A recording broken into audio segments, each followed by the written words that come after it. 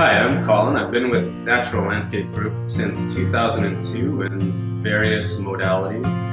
I'm a certified arborist by trade, but really what I do every day is put the pieces of a puzzle together. I get a design from the design crew, and they usually come up with something crazy and new and never seen before. So it's my job to take all of that and put it into something that you can experience for years to come.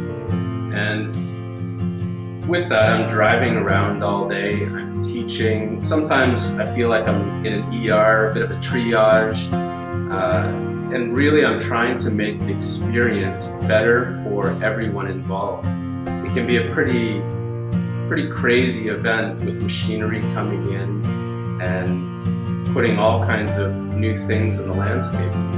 And I'm there to make sure that the experience is good for everyone. So we've got lots of crazy and new projects coming up. Stay tuned for more in the future. Time to get to work.